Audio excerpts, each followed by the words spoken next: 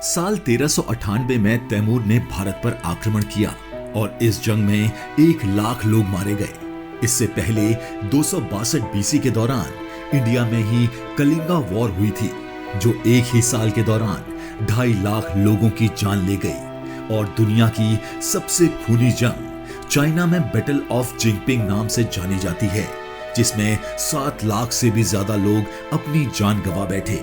इंसानों के इतिहास में देखा जाए तो पिछले 5000 सालों में करीब 10,624 अलग अलग लड़ाइयां लड़ी जा चुकी हैं।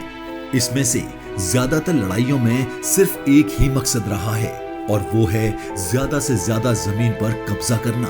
तारीख गवाह है कि जमीन पाने के लिए इंसान ना ही किसी का खून बहाने से डरता है, ना ही बच्चे देखता है, ना ही बूढ़े, पर इसी सब के बीच जमीन का एक ऐसा टुकड़ा भी है जो हर 6 महीने में बगैर किसी खून खराबे के, एक भी गोली चले बगैर अपनी कंट्री चेंज करता है।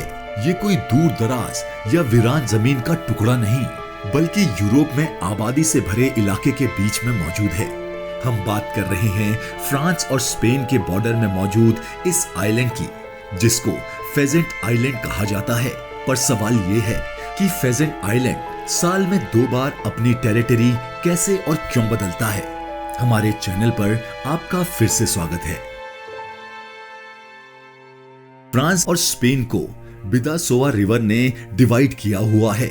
वैसे तो रिवर का ज्यादातर हिस्सा स्पेन की टेरिटरी में आता है, लेकिन अटलांटिक ओशियन में गिरने से 15 किलोमीटर पहले ये रिवर इन दोनों कंट्रीज के बीच में इंटरनेशनल बॉर्डर का किरदार अदा करती है। इसी रिवर के बीच में स्पेन के शहर इरून और फ्रांस सिटी हेंडोए के करीब ये छोटा सा फेजेंट आइलैंड मौजूद है। इस आइलैंड की खास बात ये है कि अगर आप यहाँ 31 जुलाई को खड़े होंगे तो आप स्पेन की टेरिटरी में कहलाए जाएंगे, लेकिन रात को 12 बजते ही वहीं खड़े आप फ्रांस के टेरिटरी में चले जाएंगे। 6800 स्क्वायर मीटर बड़ा ये आइलैंड 1 फरवरी से लेकर 31 जुलाई तक स्पेन के पास होता है, और 1 अगस्त से 31 जनवरी तक ये फ्रांस की कंट्री के कंट्रोल में रहता है। टेरिटरीज का ये एक्सचेंज फ्रांस और स्पेन नेवी के बीच फेजेंट आइलैंड पर किया जाता है। दोनों कंट्रीज की अथॉरिटीज यहाँ आती हैं और एक सेरेमनी के बाद जिसकी बारी होती है अपना झंडा लहराता है। फेजेंट आइलैंड की ये एक्सचेंज सेरेमनी पिछले 170 सालों से ऐसे ही चली आ रही है। आपको यहाँ बताते चलें कि जब एक ही जमीन को एक ही वक्त में 2 या 2 से ज्यादा कंट्रीज चलाती हैं तो उनको कॉन्डोमिनियम कहा जाता है।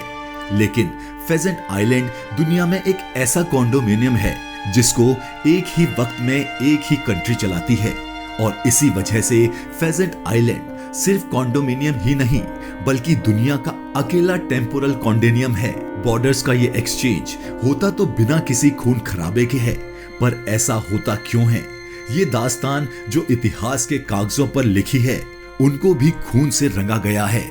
1600 ईस्वी में यूरोप एक बहुत बड़ी जंग से गुजर रहा था। ये जंग करीब 30 साल तक चली थी। इनको द 30 इयर्स वॉर के नाम से भी जाना जाता है। हिस्टोरियंस का कहना है कि ये एक रिलीजियस वॉर थी, लेकिन इसके पीछे पॉलिटिकल और इकोनॉमिक प्रेशर भी था।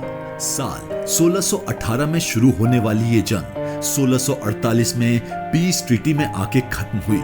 रोमन एम्पायर एक बार फिर से सुकून की सांस ले पा रहा था, लेकिन पीस ट्रीटी के बावजूद भी फ्रांस और स्पेन का एक दूसरे के लिए गुस्सा खत्म नहीं हुआ। हर बार इन दोनों की आपस में झड़प चलती ही रहती थी। फिर 11 सालों के बाद 1659 में इन दोनों ने भी आपस में भी एक पीस ट्रीटी कर ली, जिसको फिरनेस ट्रीटी या फिर पीस ऑफ द फिरनेस भी कहा जाता है।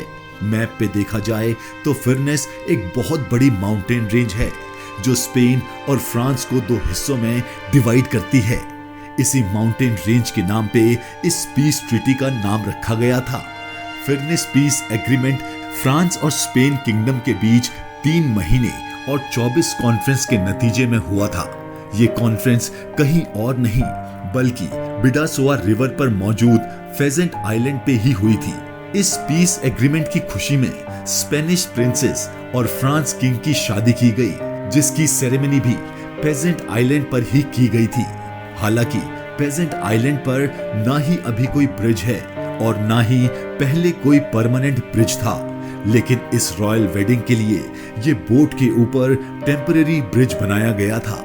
उस दिन के बाद से दोनों किंगडम्स में जो भी रॉयल वेडिंग होती थी उसको फेजेंट आइलैंड पर ही करवाया जाने लगा।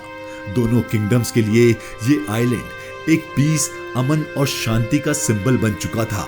पर इस फेयरनेस पीस एग्रीमेंट में फेजेंट आइलैंड की कस्टडी के बारे में कोई चीज तय नहीं हुई थी। अगले 200 सालों तक इस आइलैंड में फ्रांस और स्पेन का इक्वली कंट्रोल था। फिर 1856 में एक और एग्रीमेंट हुआ जिसमें खास फेजेंट आइलैंड की कस्टडी में कुछ फैसले लिए गए और अब की बार ये तय हुआ कि ये आइलैंड 6 महीने फ्रांस और 6 महीने स्पेन के पास होगा। तब से लेकर इस आइलैंड की अदला बदली का सिलसिला चलता ही आ रहा है। शायद ही दुनिया का वो हिस्सा है जो 170 सालों में 340 बार अपनी सबरेंडी चेंज कर चुका है। आज पूरा यूरोप एक तरह से आजाद तो है, लेकिन ये फेजेंट आइलैंड और इसमें बना ये मॉन्यूमेंट पास्ट में हुई गलतियों की याद दिलाता है। फेजेंट आइलैंड तो दुनिया का पहला और आखिरी ऐसा कॉन्डोमिनियम है जिसको एक ही वक्त में सिर्फ एक ही कंट्री एडमिनिस्ट्रेट करती है।